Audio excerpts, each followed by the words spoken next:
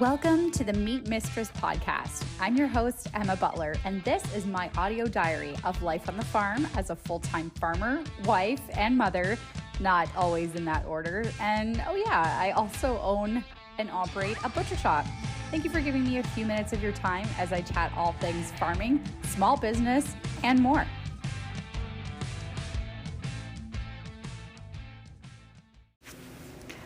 Okay, so this has been a topic that in my life seems to come up in all different compartments.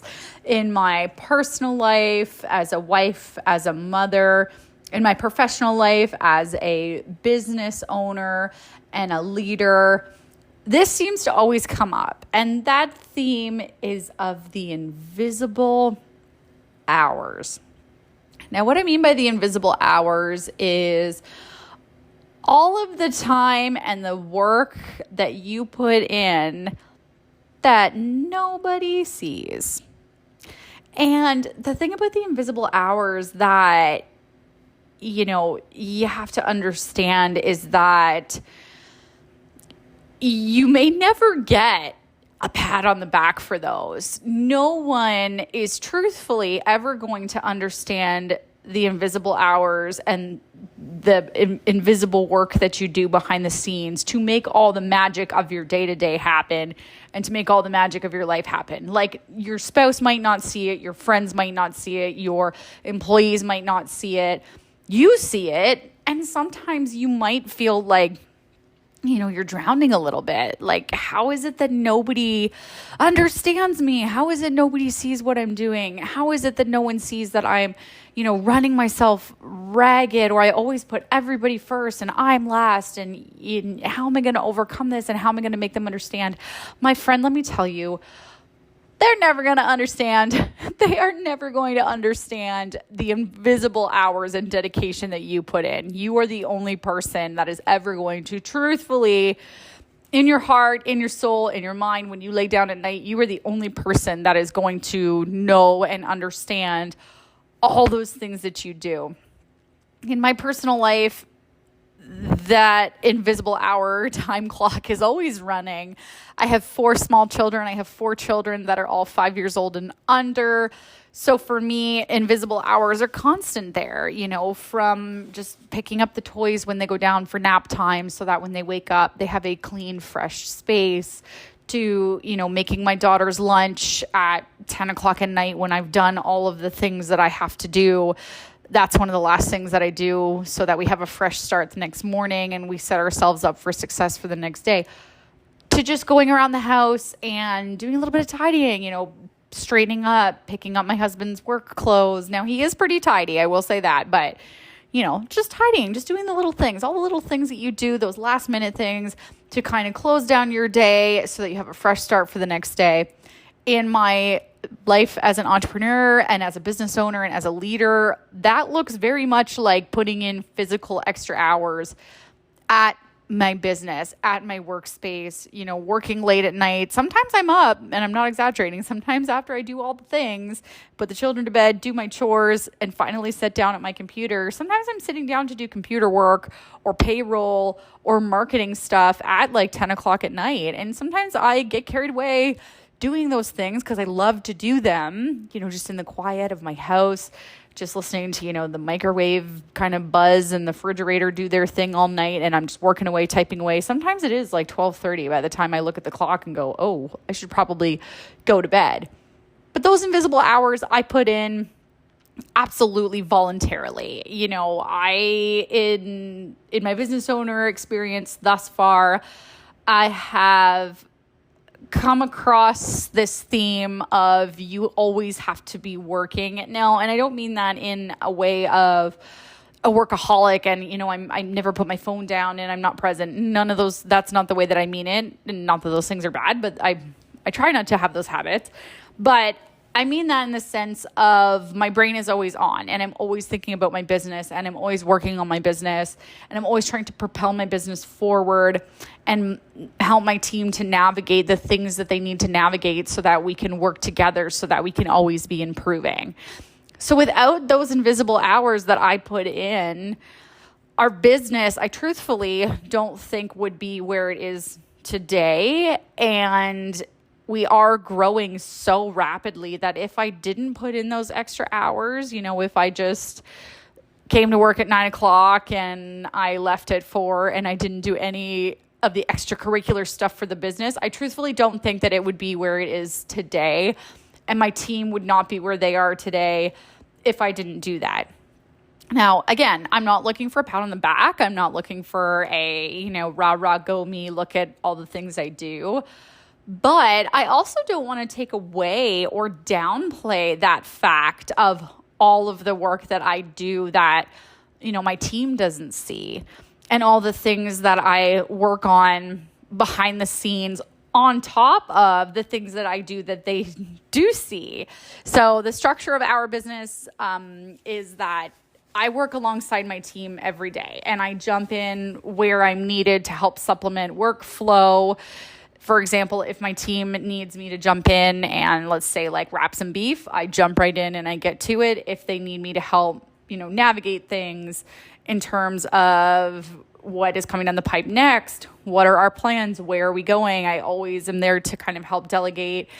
We always make a plan at usually the end of every week or the beginning of every week to set ourselves up for where we are going and where we're working towards and where we want to be. And we're always kind of trying to think ahead. We definitely don't work day to day. We're working ahead.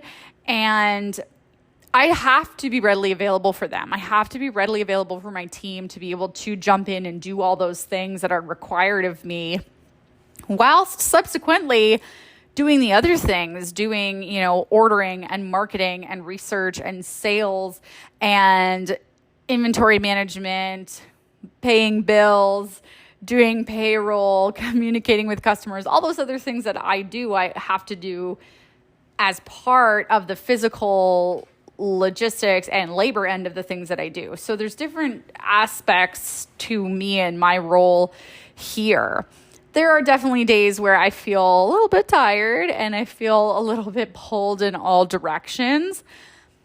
But on those days when I feel that way, I try to be vocal with my team that I need a break, or tonight when I go home, I'm unavailable, or I try not to answer my phone on Sundays, unless, of course, if they need me, I can't help myself. If I see their names come up on my phone, I'm calling them back, I'm texting them back, I'm there for them.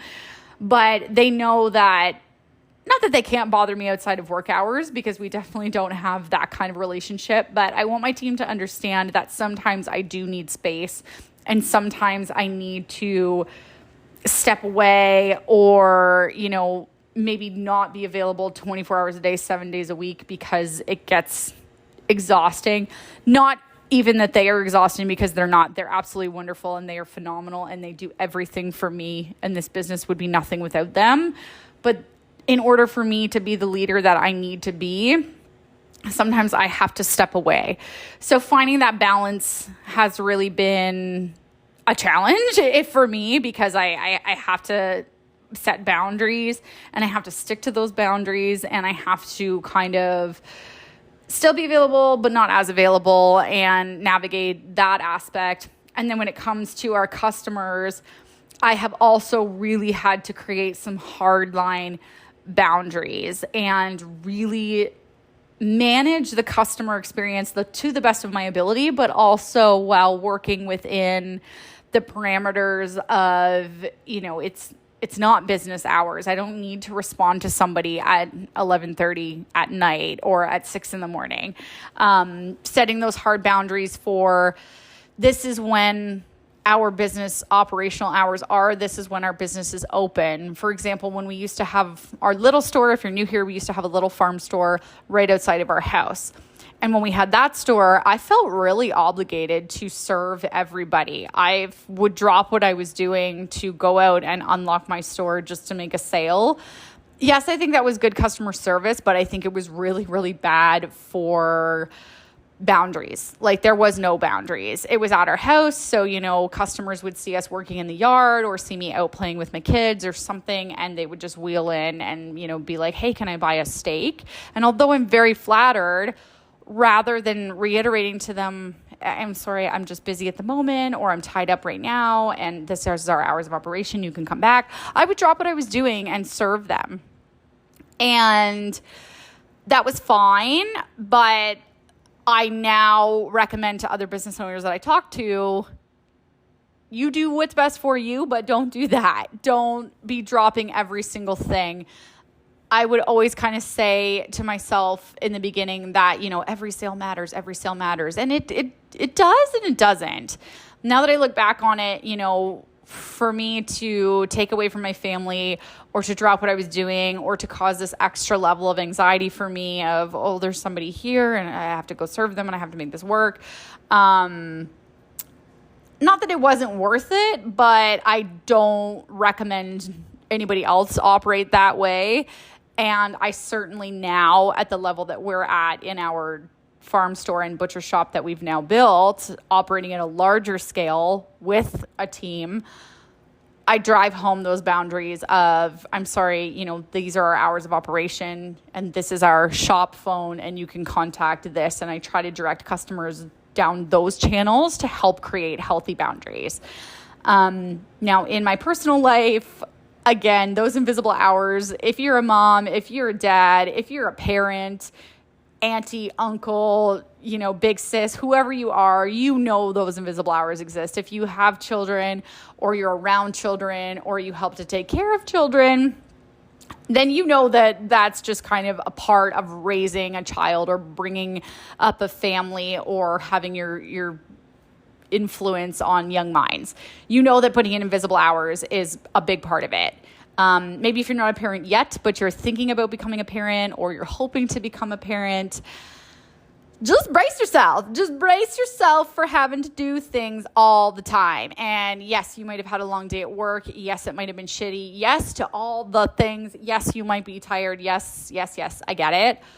But, if that baby's up in the middle of the night, you're up in the middle of the night. If your 5-year-old needs something at 2 a.m., you are there. It's also honestly just, I read this thing one time that said, parenting is a mental illness.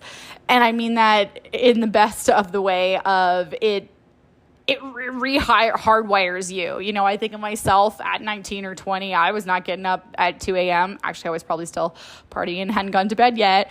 But now that here I am at 30 as a parent and a business owner and all the things, I'll get up at 2 a.m. with my babies and then turn right around and get up for work at, 6:30, 7 o'clock to make sure they have what they need and then get off to where I need to be in order to make all the things happen.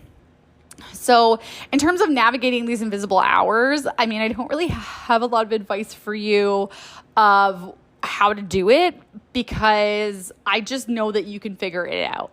Like, my friend, I'm here for you. I know that you can sort this out. I know that if you're feeling worn down, like people don't understand you, or you're feeling like you need a break, it's okay. And you will get through this. And I don't want to say it this way, but you're on your own, kid.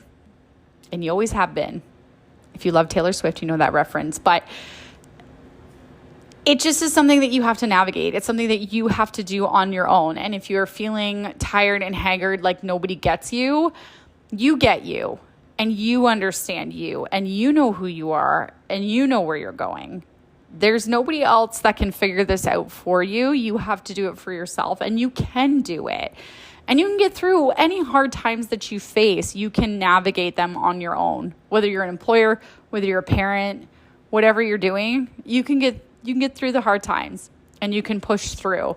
And maybe one day you won't be as tired and maybe one day you will, but you can still put a smile on your face. You can still get up every single day. You get the same opportunities every single day to make an impact in your own life, in the lives of the people around you, in your community. We get the same opportunities every single day.